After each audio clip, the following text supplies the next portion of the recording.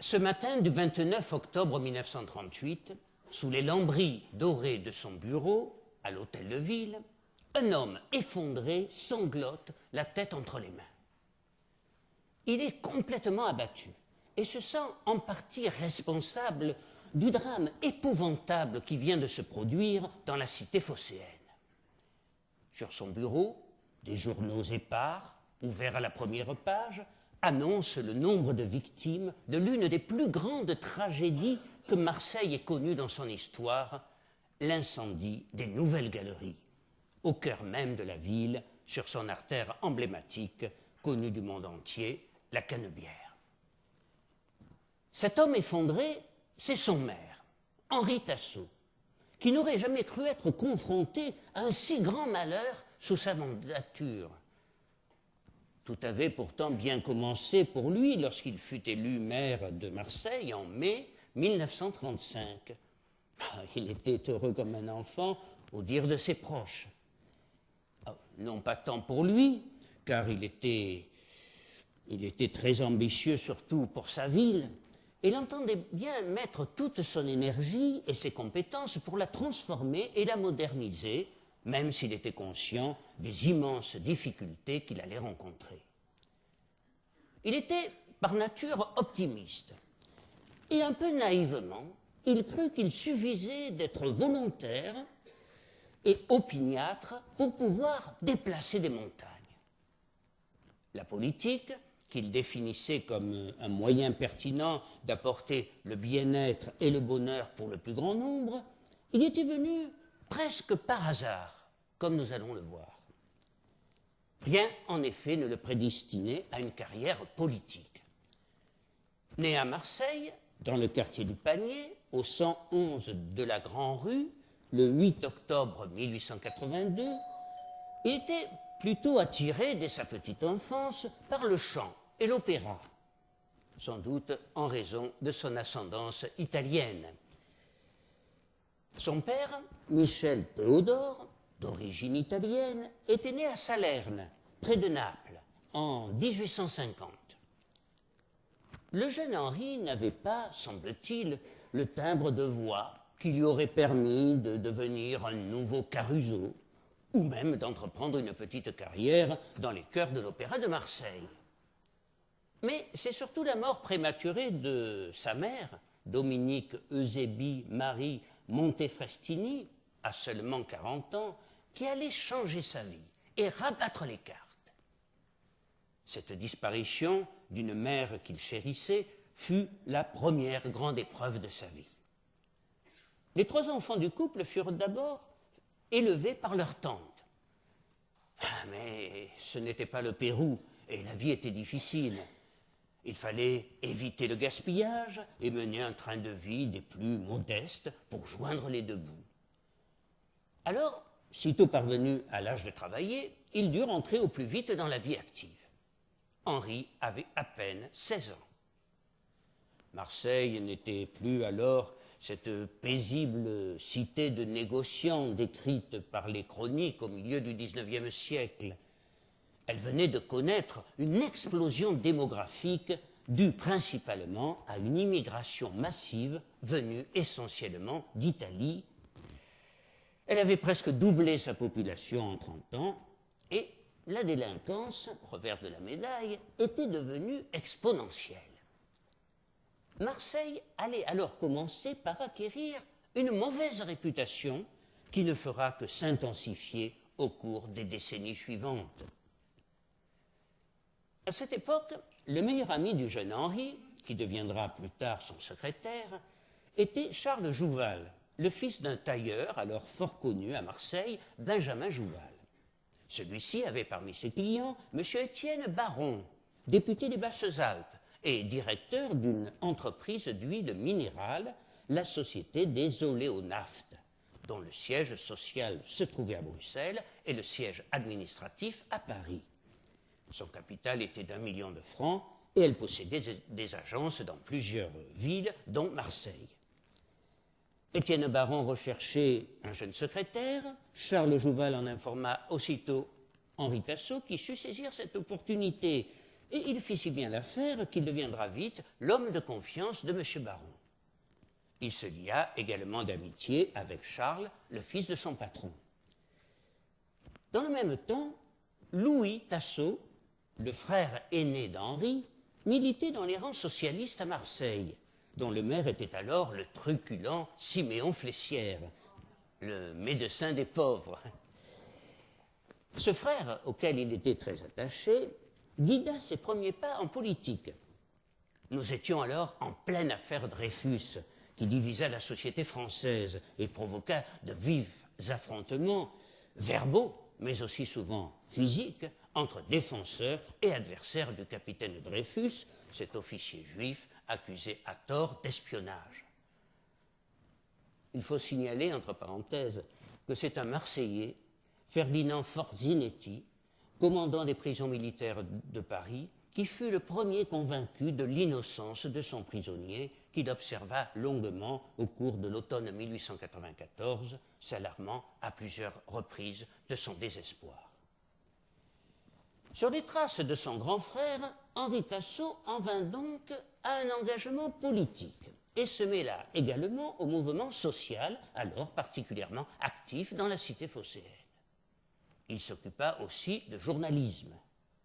Il fit ses premières armes dans les journaux de M. Baron, en particulier au Rappel marseillais, fut le créateur de plusieurs hebdomadaires et collabora à la rédaction notamment de La Journée et La Soirée. En 1905, toujours dans le sillage de son grand frère, il adhéra à la SFIO et devint secrétaire général de la jeunesse socialiste du 3e canton de Marseille. Il a alors tout juste 23 ans. Il est plein d'allant et il rêve de changer le quotidien, souvent difficile, de la population et de son canton, l'un des plus défavorisés de la ville. En juin 1908, il épouse Thérèse Guéraud, la fille d'un bouchonnier marseillais. Son témoin est Charles Baron. À cette époque, il est remarqué par Fernand Buisson qui commençait à dominer la Fédération socialiste des Bouches-du-Rhône. 5 ans plus tard, il est conseiller général du 3e canton. C'est à partir de ce moment-là qu'il sut toucher le cœur de ses concitoyens par sa bonté, sa générosité, son dévouement, son écoute et sa compréhension des problèmes de chacun. La guerre de 1914-1918 le trouve fondé de pouvoir de la Société des Oléonaftes, dirigée depuis peu par Charles Baron. Il partit alors pour la guerre comme maréchal des logis dans l'artillerie lourde, fit toute la campagne, se trouva en première ligne sur le champ de bataille de Verdun, où son courage lui vaudra le grade de gagner le grade de sous-lieutenant. Il est cité 3 fois à l'ordre de l'armée et revint lieutenant avec la Légion d'honneur et la Croix de guerre. Cette attitude vaillante lui vaudra le respect de ses adversaires politiques et lorsqu'il sera plus tard très violemment attaqué par la presse extrémiste, le petit Marseillais lui-même prendra sa défense, n'hésitant pas à le comparer, en raison de son patriotisme et de son courage, à Léon Gambetta. Sans doute ne pensait-il pas alors être un jour comme lui député de Marseille. Après la démobilisation, en 1918, il succéda à Charles Baron à la tête de son entreprise d'importation et de raffinage d'huile minérale de graissage, rue Félix Piat, et se transforma alors en petit industriel établi à son compte. Son activité commerciale est alors débordante. Il a des idées novatrices et il n'hésite pas à lancer des marques d'huile de moteur qui connaissent un grand succès, comme notamment celle baptisée la Tassoline, que l'on vendra pendant longtemps à Marseille. Mais il n'abandonne pas pour autant la politique. Et en 1921, il est élu conseiller général du 1er canton, qui restera désormais le fief exclusif de la SFIO. À ce poste, il fera voter des lois d'assistance publique et 2 rapports importants pour le département sur l'adduction en eau de Fontaine-l'Évêque, ce qui permit en partie d'alimenter en eau la cité phocéenne. Il y avait alors depuis des années des problèmes récurrents de desserte en eau à Marseille. Et il était très sensible à ce problème qui touchait toute la population et particulièrement la plus modeste. Nommé 8e adjoint dans la municipalité Siméon-Flessière, délégué au canal de Marseille et au tramway en novembre 1919, il prendra à bras-le-corps ce chantier énorme vu l'étendue de la ville où il fera développer avec son ami Auguste Joblin un système astucieux de machines élévatoires. Entre 1920 et 1926, le nombre de concessions passa de 40 000 à 60 000. Toujours avec Joblin, ancien traminot, il rétablit la situation financière de la compagnie des tramways qui avait été placée sous séquestre pendant la guerre. Il acquit ainsi une réputation de compétence et d'habileté dans le traitement des dossiers. Poussé par ses amis, il envisage de plus en plus une carrière plus nationale. En 1924, lors de la vague de gauche des élections législatives en France, qui porta le cartel des gauches au pouvoir, il est élu député dans la première circonscription des Bouches-du-Rhône sur la liste de Fernand Bouisson. Cette circonscription regroupait les deux côtés du Vieux-Port, formée de marins, pêcheurs, ouvriers et petits commerçants qui formeront la base de son électorat. Il habitait alors au bas de la place de l'Anche, rue Caisserie, un petit appartement qu'il ne délaissera jamais, malgré ses charges successives, et qui était tout à la fois logement, QG politique, puis annexe de la mairie, où à toute heure du jour et même de la nuit, les solliciteurs se pressaient. On entendait régulièrement les gens affirmer devant sa porte « Il n'y a que M. Tassot qui puisse m'aider !» Incontestablement, cet homme était le plus apte à représenter alors, à ce moment précis, si vous voulez, la population française la plus modeste dans une période difficile et agitée. Par ailleurs, s'il était populaire dans les classes laborieuses, il bénéficiait aussi de la sympathie d'une partie non négligeable de la bourgeoisie marseillaise qui appréciait son action à la commission du commerce et de l'industrie dont il était devenu le vice-président et celle de la marine marchande. C'est donc, tout naturellement, que l'idée lui vint de briguer le fauteuil tant convoité de maire de Marseille. Ses amis avaient également pensé avant lui et le poussaient à se lancer dans la campagne des municipales de 1935. Simon Flessière était mort en mars 1931 et l'indolent docteur Georges Ribaud occupait la fonction de maire. On peut dire que son premier adjoint, Simon Saviani, était quasiment le maître du pouvoir municipal. Simon Saviani était une figure bien connue depuis quelques années dans la cité phocéenne. Né dans les montagnes de la Castagnitia, en Corse, héros des combats de la Grande Guerre, il laissa un œil sur le champ de bataille de Verdun et affirmait dans l'une de ses formules à l'emporte-pièce qui firent son succès « Je n'ai qu'un œil, mais j'ai 2 bras pour me battre ». Simon Saviani suscitait la sympathie dans le monde portuaire. Il avait créé un comité de défense de marins qui lui seront toujours fidèles et le suivront dans son ascension politique. Mais c'est surtout sur le milieu marseillais qu'il s'appuyait et sur 2 de ses chefs de file, Paul Venture Carbone et François Spirito, qui tiraient leurs revenus de trafic de toutes sortes et de la traite des Blanches en Amérique du Sud. Car ils avaient déjà saisi à l'époque les enjeux de la mondialisation.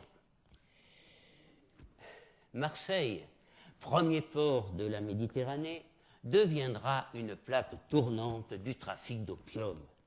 C'est le début de ce qu'on appellera la French Connection.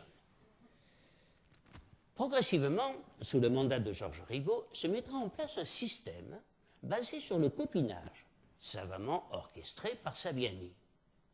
Du pain, un toit, c'est l'ébauche d'un véritable système mafieux qui ne cessera de se consolider au fil des années. Il fonctionnait essentiellement sur les récompenses et la terreur. On embauche mes amis et eux seuls, tant que je serai là.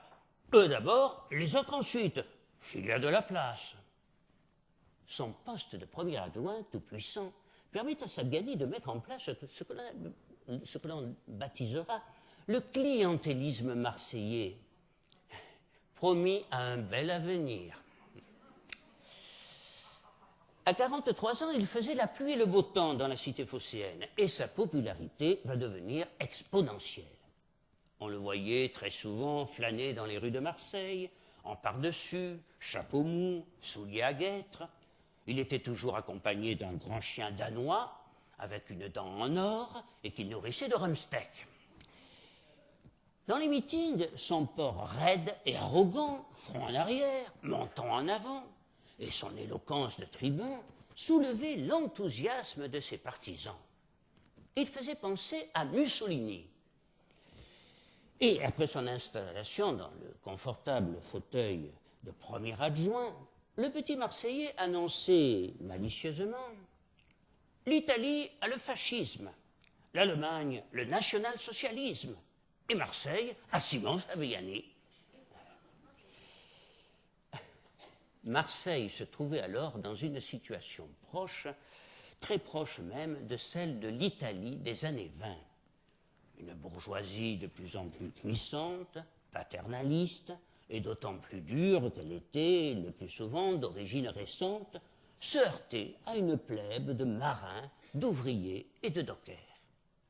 Dans ce contexte particulier, la grande bourgeoisie découvrit en Sabbiani un homme capable, par ses origines modestes, de rogner sur l'électorat des grands partis de gauche, ainsi que sur les ouvriers et les marins les plus démunis et qui percevaient dans ses discours des motifs d'espérer.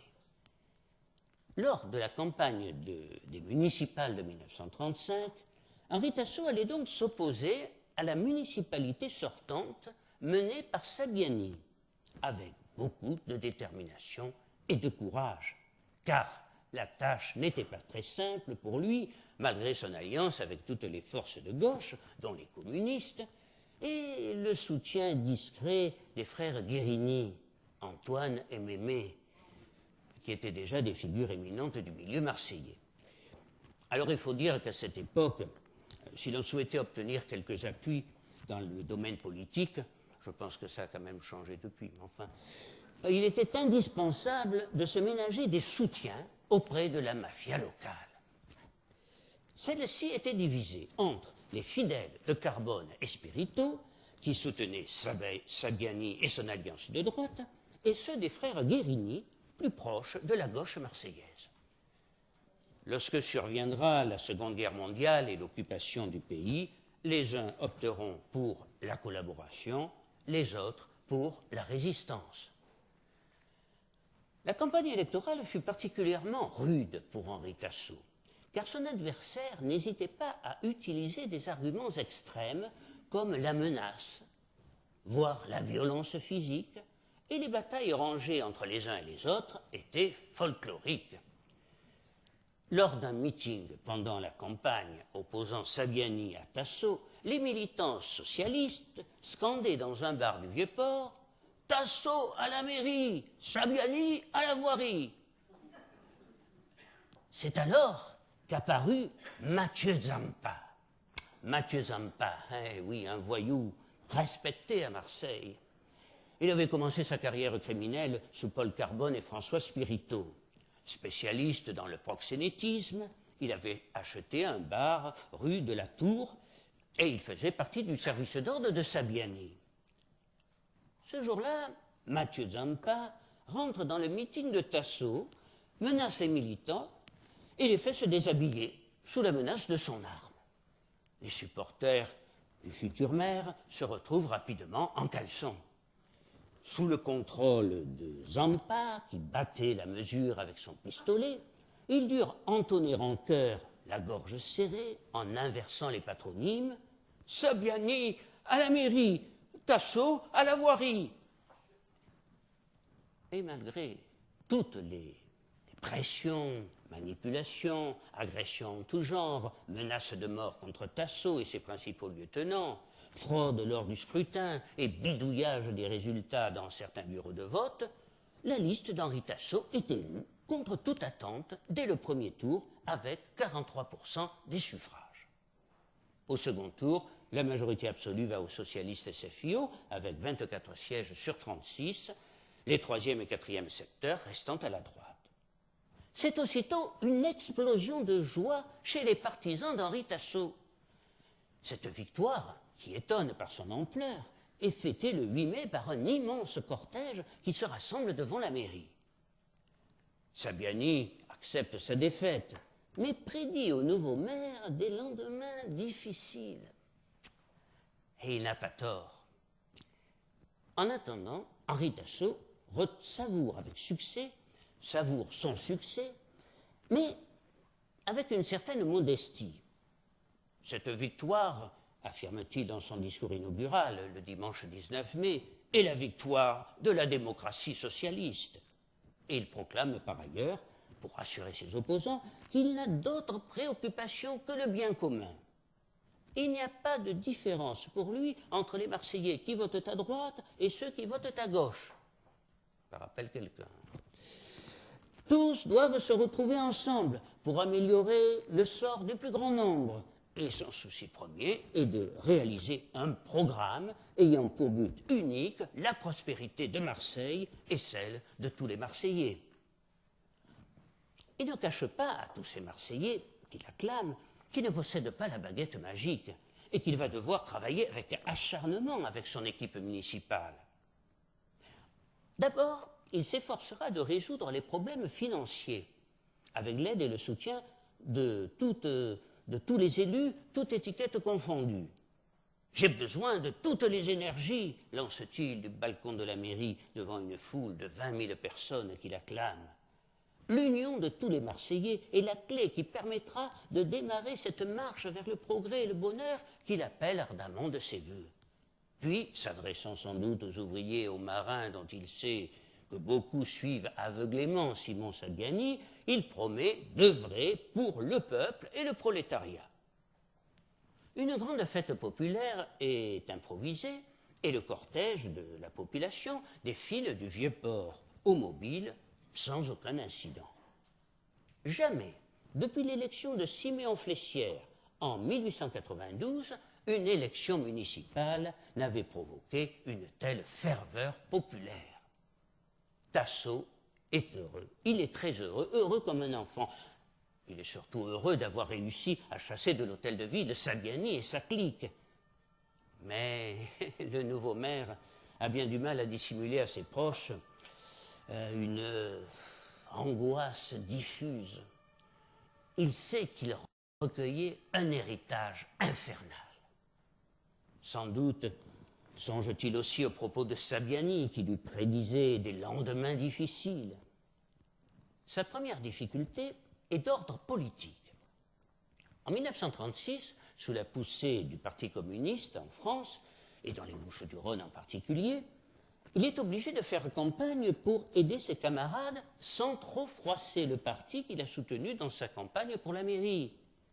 Il se veut donc prudent et le plus discret possible. Mais il se voit pourtant obligé d'intervenir personnellement au deuxième tour en faveur de son ami et mentor Fernand Buisson, mis en difficulté par le communiste Christos. Il se sort assez bien de cet exercice d'équilibriste. Bénéficiant désormais d'un grand prestige, il est contacté par le président du Conseil, Léon Blum, et il est nommé sous-secrétaire d'État à la marine marchande. Il conservera son portefeuille successivement sous le ministère Chotan, puis sous le second ministère Blum.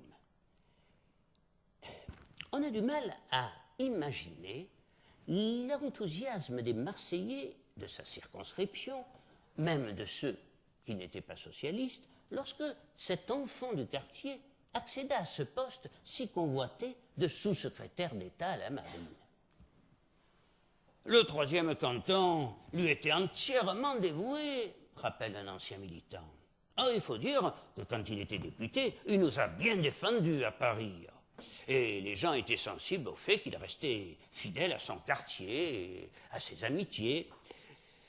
Quand il revenait de Paris, au moment où il était sous-secrétaire d'État à la marine marchande, à la gare Saint-Charles, il y avait un monde fou qui l'attendait. Eh bien, il serrait les mains et descendait jusqu'à la mairie à pied, même pas en voiture. Ah, il aimait le bain de foule. Il était simple, s'arrêtait sur la canebière pour parler avec les gens. Ah, il était des nôtres. La marine marchande lui va comme un gant, et à sa tête, il va entreprendre la construction d'une flotte importante et moderne de cargos. Marseille, qui reste toujours au centre de ses préoccupations, en retirera de nombreux avantages et confirmera sa place de premier grand port méditerranéen. Mais ce n'est pas un poste de tout repos, car il va devoir faire face aux grandes grèves de 1936, qui touchèrent durement les ports français et court-circuiteront ses efforts pour donner à la France une flotte digne de sa place dans le monde. Puis, il devra faire face aussi aux manifestations violentes de la droite, orchestrées par Saviani, qui se taille un franc succès depuis les arènes du Prado en réclamant 10 000 hommes pour nettoyer Marseille. Mais c'est surtout la guerre d'Espagne qui va le mettre en porte-à-faux et l'obliger à nouveau à jouer les équilibristes. Il va devoir ménager la chèvre et le chou, exercice pour le moins périlleux, et c'est dans sa propre ville que cet exercice sera le plus épineux.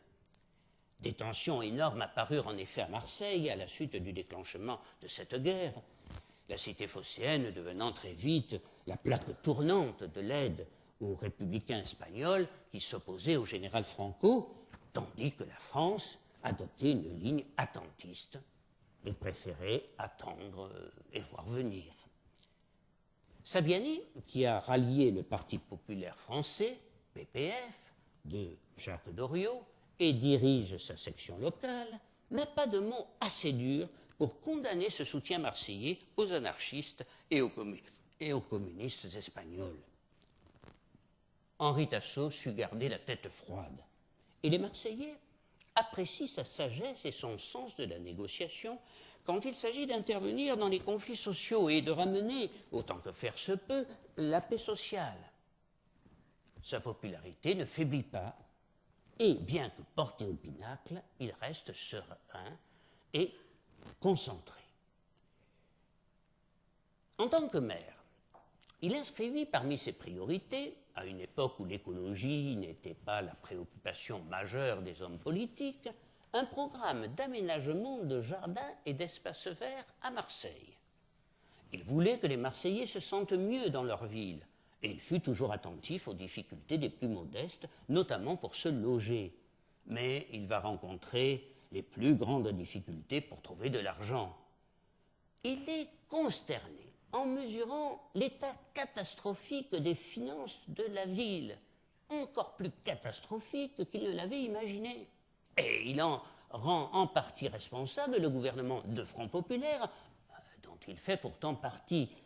Mais il ne peut que constater avec amertume que les lois sociales coûtent très cher aux collectivités.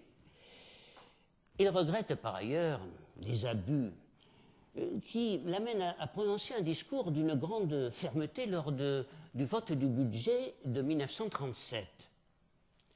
En moins d'une année, lance-t-il, nous avons réussi à assainir les finances de la ville de 43 millions de dépenses reconduites par la municipalité précédente. Mais la répercussion des événements sociaux a fait évoluer la situation. On n'équilibre pas un budget avec des mots. Certaines pratiques le déconcertent et le révoltent. Il écrira en juin 1937 à M. Tourin, adjoint aux questions scolaires, « Vous avez donné des ordres pour construire 2 écoles de garçons. Nous n'avons ni autorisation préfectorale, ni subvention de l'État, ni autorisation d'emprunter. » Il découvre aussi, avec stupéfaction, qu'il existe au budget une ligne dépenses imprévues, abondamment nourrie par des notes de taxi. Avec détermination, il va s'efforcer de mettre de l'ordre dans les caisses municipales. Par ailleurs, il se bat souvent maladroitement d'ailleurs, pour gommer l'image négative de la cité phocéenne et faire oublier le Marseille des années de Pègre, le Marseille de Sabiani et de ses acolytes.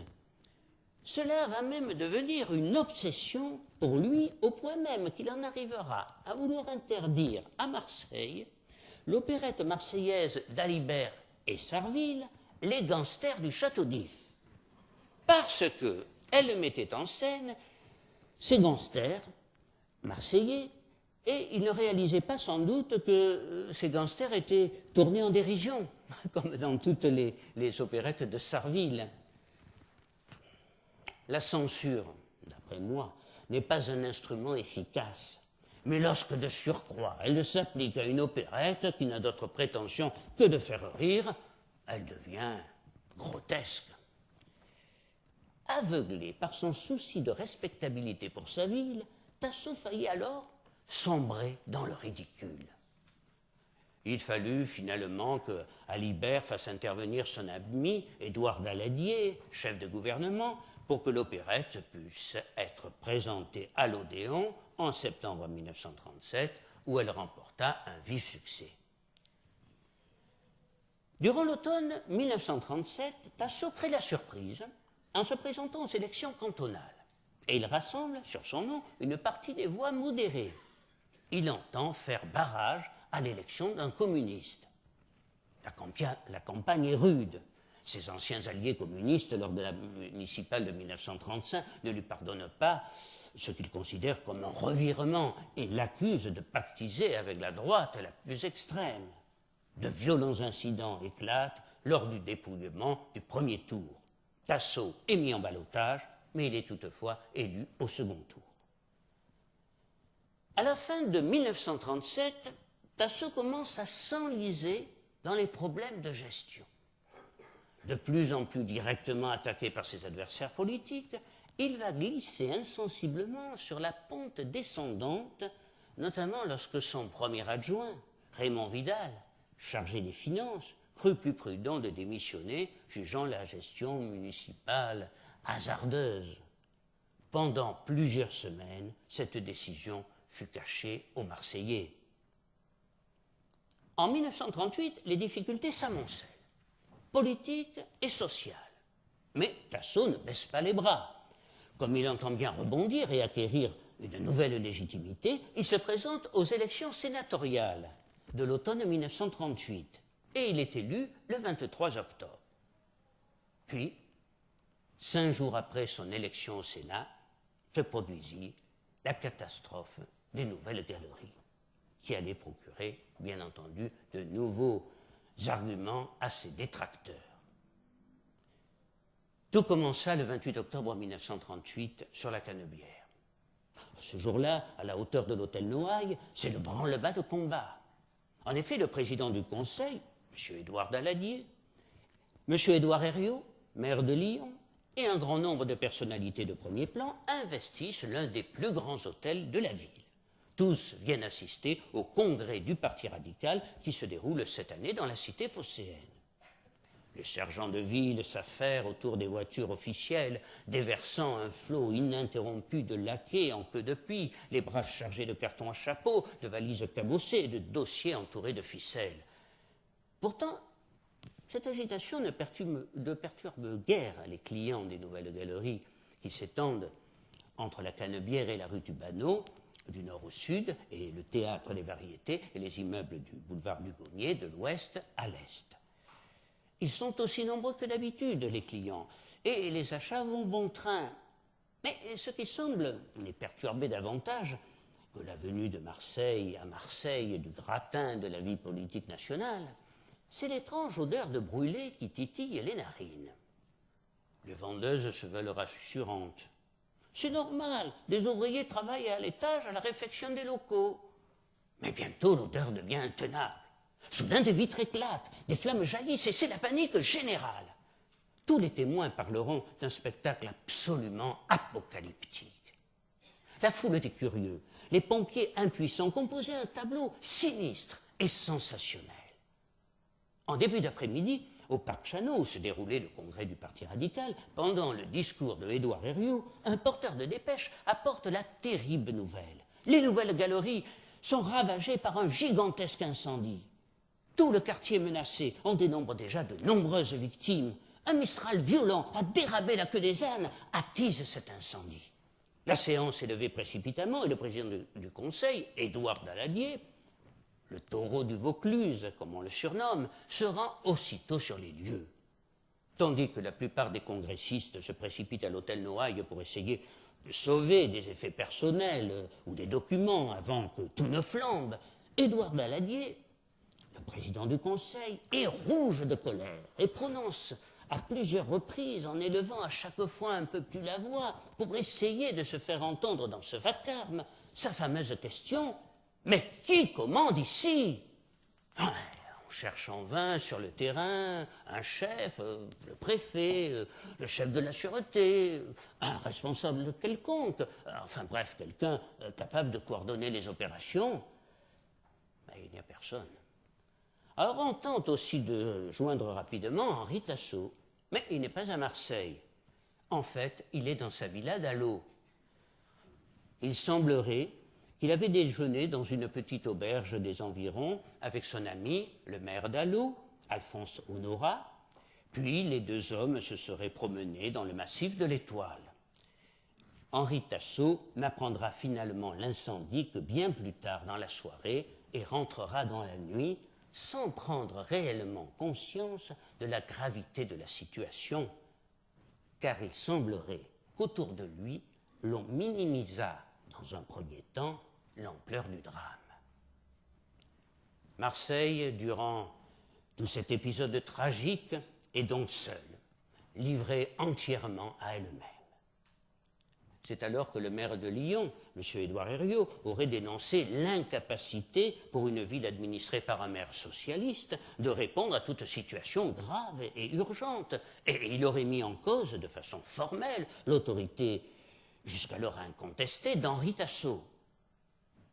Rien ne prouve qu'il ait tenu de tels propos, et personnellement, je n'ai trouvé aucun élément pouvant attester une telle réaction.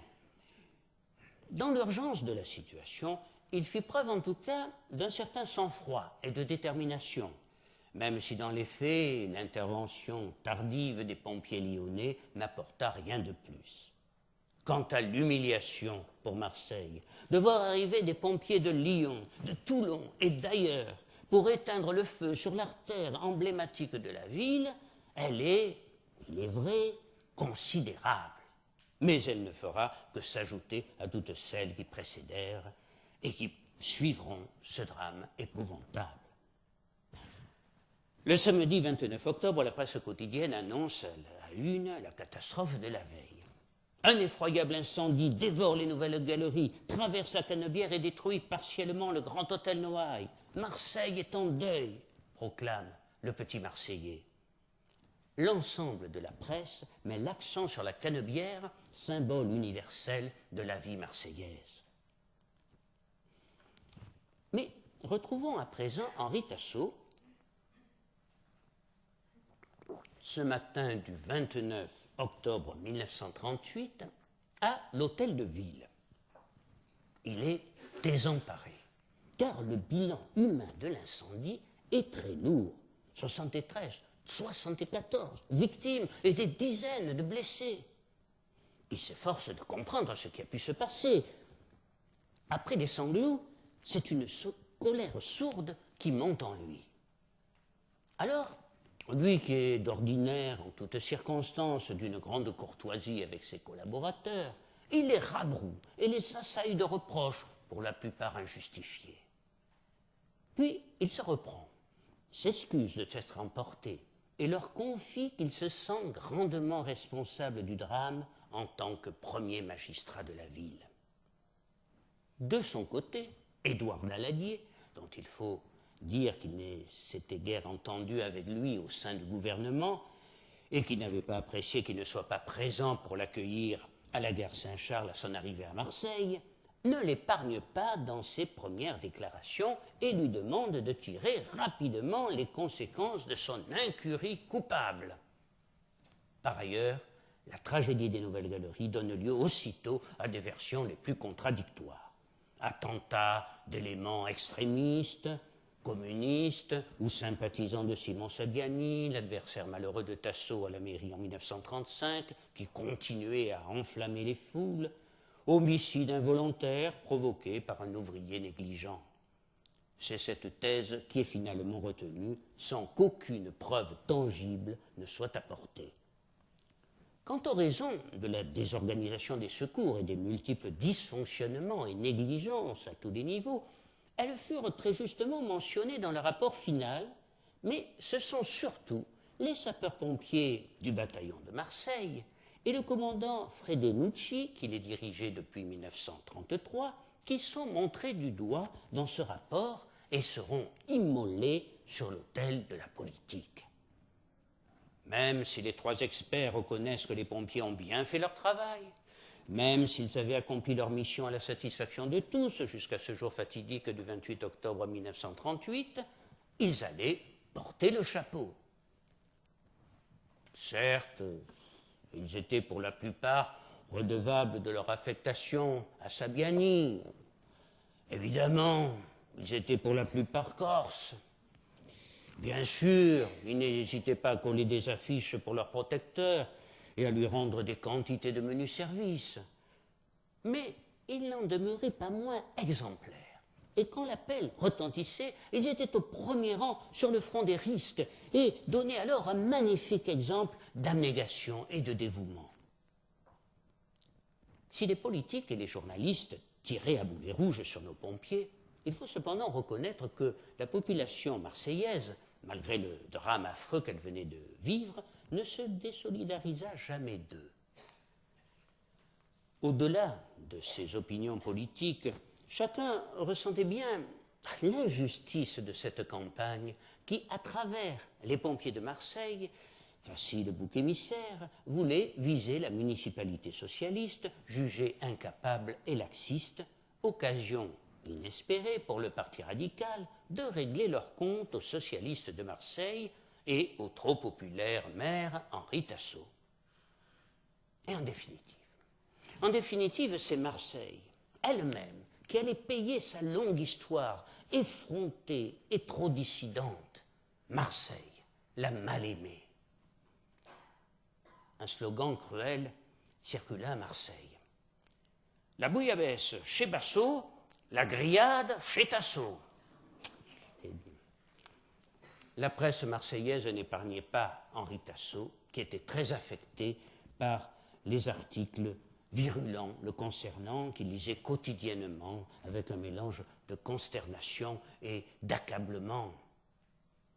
Quant à la presse nationale, elle n'allait pas tarder à saisir l'occasion pour réactiver la mauvaise réputation de Marseille en rappelant l'assassinat du roi de Yougoslavie en 1934 sur cette même canebière à 2 pas des Nouvelles Galeries. Saviani se déchaîna particulièrement contre celui qui avait eu le culot de le battre en 1935. « Avec moi, rien de tout cela ne se serait passé », affirmait-il haut et fort. Le PPF, Parti populaire français de Jacques Doriot, auquel Saviani adhéra en 1937, tenta même d'organiser une grande manifestation contre Tasso, regroupant tous les mécontents. À la mi-novembre, les 9 conseillers municipaux de la minorité du Conseil, PPF, radicaux socialistes, républicains socialistes, URD ou démocrates populaires, démissionnèrent en guise de protestation. Peu à peu, Henri Tasso, attaqué de toutes parts, voyait sa popularité fondre comme neige au soleil. Celui qui était au début de son mandat porté au pinacle allait être désormais cloué au pilori. On a dit plus tard qu'il avait manqué de punch, qu'il se défendait maladroitement, sans doute. Mais il fut vraisemblablement dépassé par les événements. Et sa position était, il faut bien le reconnaître, plus qu'inconfortable. Il n'entendait pas porter le chapeau, mais il ne voulait pas paraître se dégager de ses responsabilités. Le 22 novembre, il ouvre la séance du conseil municipal par un vibrant hommage aux victimes de la catastrophe. Simon Saviani et tous ses amis sont absents. Henri Tasso ne cache pas qu'il se sent une part de responsabilité dans cette tragédie, mais il proteste contre la campagne odieuse déclenchée autour des cercueils et dénonce les combinaisons politiques montées pour exploiter la catastrophe. On humilie Marseille par le mensonge et la calomnie. Courageusement, il prend la défense des sapeurs-pompiers et termine par un plaidoyer aux accents terriblement sincères. Qu'on accorde enfin à notre ville les moyens de vivre, de s'administrer et de se développer. À travers ses propos et ses différents courriers, on décèle le désarroi personnel dans lequel il était alors plongé. C'est un homme meurtri, blessé, choqué même, qui tente de refaire surface.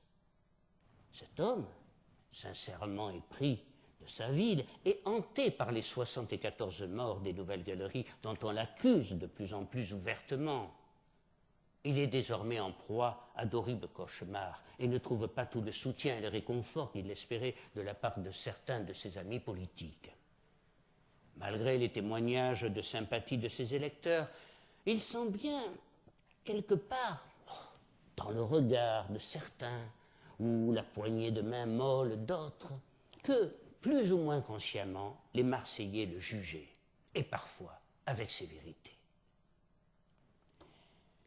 Par ailleurs, au même moment où se développait l'affaire des Nouvelles Galeries, éclatait celle des fausses réformes, qui valut au docteur Toussaint Franqui, second de Tasso, d'être interpellé et retenu par la police pendant quelques jours.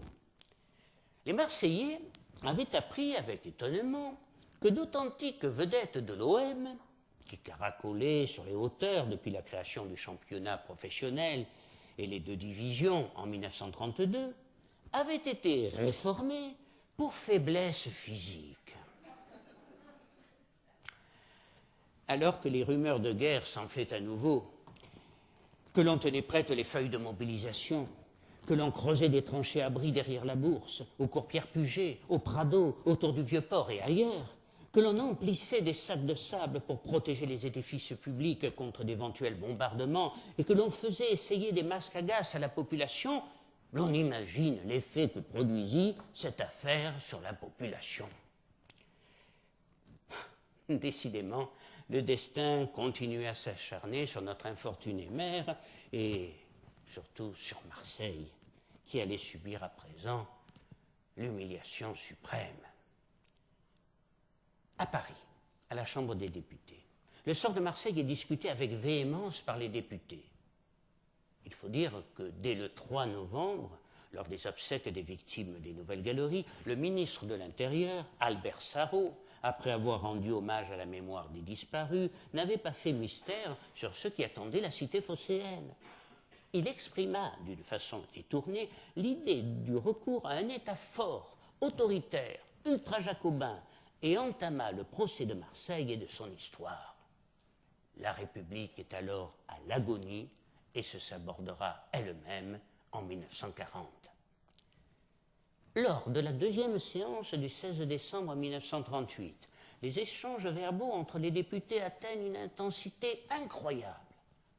Le Parti communiste, par la voix de François Billoux, lance une formidable offensive contre la campagne de presse incessante, les campagnes de presse, orchestrées par le gouvernement contre la cité phocéenne. Depuis plusieurs mois, Marseille, 2e ville de France, est odieusement attaquée par certaines presses qui auraient touché 300 millions de francs de Hitler, au dire d'un de nos collègues. Et ce propos n'a pas été démenti. Cette campagne, évidemment d'inspiration étrangère, tend à présenter Marseille comme une ville où ni les personnes ni les marchandises ne sont en sécurité. Le but est de favoriser une puissance étrangère qui veut affirmer sa domination en Méditerranée. Certains chefs de la police d'État roulent en luxueuses voitures, possèdent de superbes villas et bien entendu des maisons clandestines ou des maisons de trafic de drogue, morphine et cocaïne. L'extrême gauche jubile. Des rangs de la droite fusent cette exclamation « C'est gentil pour M. Tasso !» La réplique de Billaud est cinglante. Vous parlez du maire? Moi, je vous parle du député Ponsard, un chef de bande de gangsters marseillais. La confusion s'installe alors, les insultes jaillissent de toutes parts.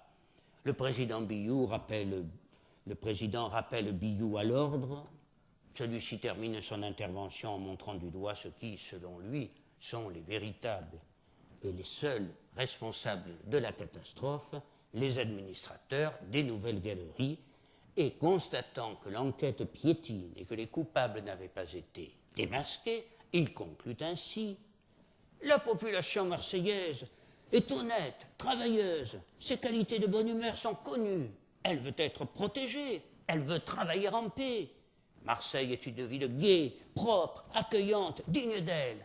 La population marseillaise est inquiète, elle attend des actes, j'espère qu'elle ne sera pas déçue. En fait, la cause de Marseille est déjà largement entendue. Et les Marseillais ne seront pas seulement déçus, mais profondément meurtris, profondément humiliés. Le décret du 20 mars 1939 porte sur la réorganisation administrative de la ville et sa mise sous tutelle. Une annexe au décret évoque l'immensité du territoire de la commune, la rapidité de la croissance de sa population, la pauvreté de ses habitants, l'importance du nombre d'étrangers, autant d'éléments qui pèsent sur les ressources locales. Sont dénoncés également les abus et les erreurs de gestion des édiles, qui se perpétuent en dépit des changements politiques. Henri Tassot est dépossédé de toutes les prérogatives de maire, même s'il est élu président du conseil municipal. Baptisée en 1794 ville sans nom, Marseille devient alors ville sans maire. Désormais, le corps municipal de Marseille comprend un administrateur extraordinaire, Frédéric Surlot, un ingénieur en chef des ponts et chaussées, venu de Paris, qui seul décidera des dépenses et préparera le budget soumis à une commission spéciale présidée par le préfet des Bouches-du-Rhône. Ce n'est pas seulement une tutelle, c'est une véritable curatelle. Marseille est assimilée à un incapable majeur. Elle est devenue irresponsable. C'est une sanction infamante, l'humiliation suprême pour notre ville et sa population. Le 22 avril 1939, l'arrivée de l'administrateur extraordinaire ne passe pas inaperçue à Marseille. Escorte de troupes depuis la gare Saint-Charles, dépôt de gerbes au monument aux morts et réceptions diverses, autant de manifestations largement médiatisées et ressenties comme autant de camouflets par les Marseillais. À la séance inaugurale du conseil municipal, le doyen socialiste, Rémy Roux, proteste en termes vifs contre l'ensemble des jugements arbitraires et les mesures inutilement vexatoires dont notre ville est accablée et que résume la présence dans cette assemblée d'une sorte de gouverneur colonial. Il dénonce la manœuvre politique et le coup bas porté à Henri Tassot et au Parti socialiste. Simon Sabiani, qui avait été réélu en février 1939 comme conseiller municipal, regrette également cette situation, mais il n'en cache pas moins sa satisfaction de prendre sa revanche sur Henri Tassot, qu'il avait chassé de la mairie. « Nous n'en serions pas là, s'écrie-t-il, si tant d'abus n'avaient pas été commis sous votre administration, monsieur Tassot. Si le gouvernement a pris des mesures sévères, c'est parce qu'elles s'imposaient. Vous vous targuez de dignité, d'amour-propre, mais rappelez-vous le discours de M. Sarraut prononcé devant 73 cercueils. Vous avez refusé de démissionner. Ici, vous étiez tout. Vous n'êtes plus rien. Et vous n'avez même pas le geste de vous en aller. » Henri Tassot est effondré dans son siège. Il n'a pas la force de répondre. Sabiani triomphe. La majorité demeurera socialiste et Henri Tassot sera tout de même élu président du conseil municipal, mais il n'a plus aucun pouvoir.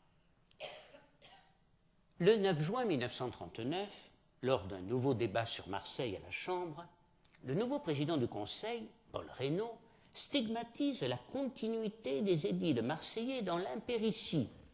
Il dénonce, pêle-mêle, le piteux état des monuments de la ville, la gabegie dans la gestion des hôpitaux et la distribution de l'eau, le mauvais entretien des locaux scolaires, l'insuffisance des moyens en pompiers.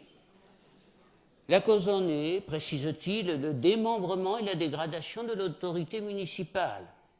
Les 25 conseillers de la majorité se partagent les pouvoirs du maire, répartis en 40 délégations, chaque service étant devenu une direction autonome sous les ordres d'un conseiller municipal, engageant les dépenses de sa propre autorité. Les chefs de service n'ont plus leur responsabilité normale devant le maire. Mais enfin, soupire Tasso en lisant le discours de Paul Reynaud, je n'étais maire que depuis 3 ans. Les changements voulus par le gouvernement ne se limitèrent pas à une mise sous tutelle avec un horizon de 6 années. Immédiatement par décret, le corps des sapeurs-pompiers, immolé sur l'autel de la politique, est dissous et remplacé par un bataillon de marins-pompiers. En portant atteinte aux sapeurs-pompiers de Marseille, l'État vise au cœur de la cité et de ses institutions. La France a cru sans doute exorciser ses propres faiblesses en sacrifiant Marseille. À son tour, elle allait malheureusement connaître bientôt la honte, l'ignominie, l'humiliation sous les bottes de l'occupant nazi.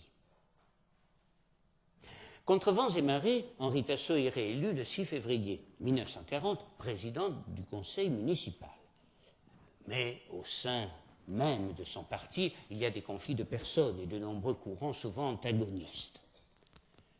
Henri Tasso est l'un des 569 parlementaires qui votèrent les pleins pouvoirs au maréchal Pétain le 10 juillet 1940.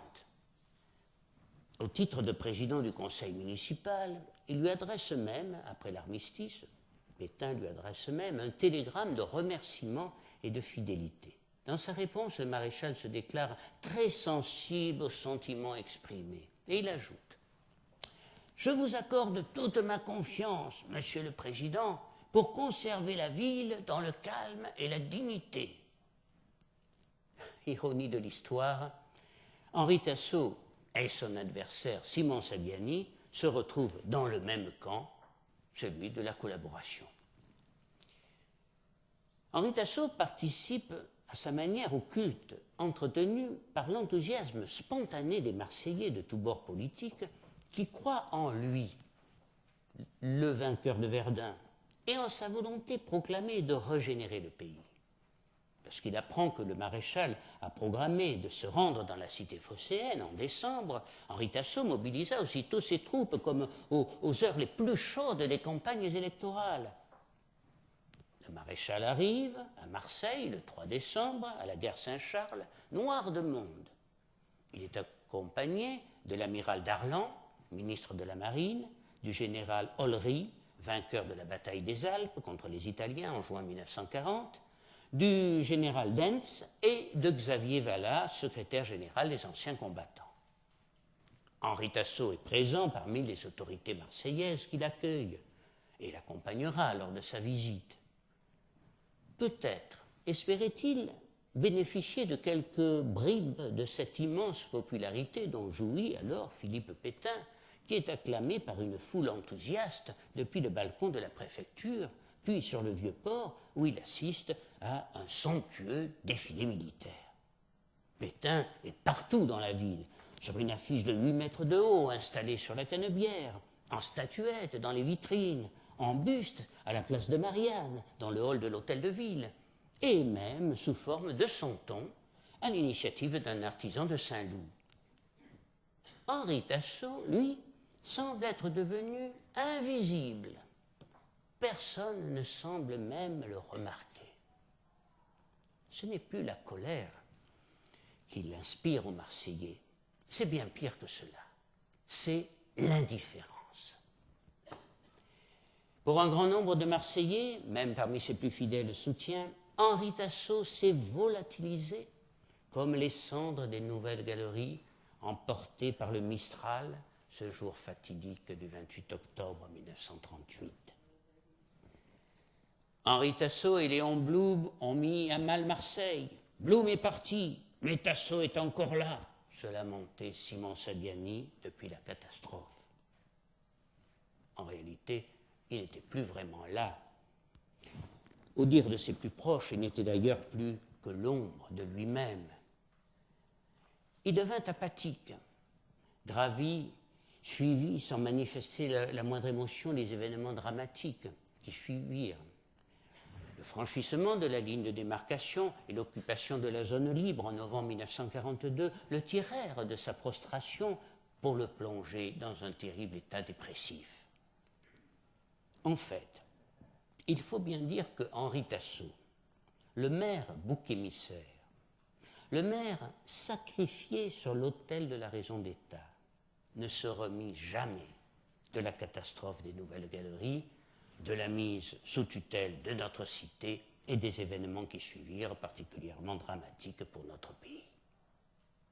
Le sort s'était acharné contre lui quand, le 15 juillet 1941, sa fille unique, Émilienne, son beau-fils et son petit-fils Henri s'étaient noyés accidentellement au Lec.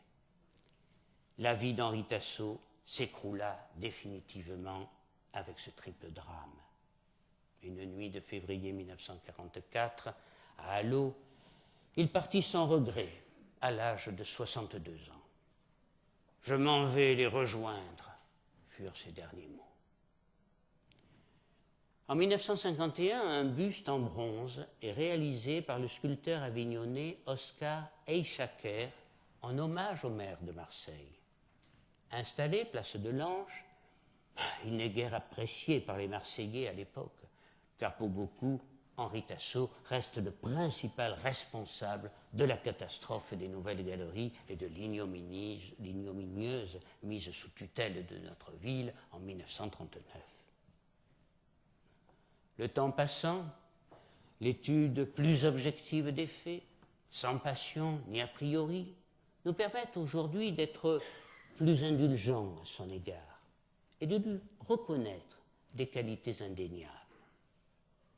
Par des gestes symboliques, les différentes municipalités qui se succédèrent depuis 1986 se sont efforcées de réhabiliter, en quelque sorte, la mémoire de cet homme bon et intègre, injustement sacrifié par une troisième république à bout de souffle.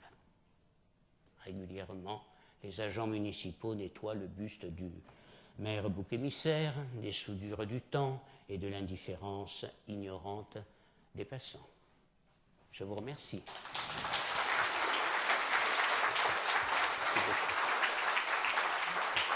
On a vraiment quelque chose. Merci beaucoup.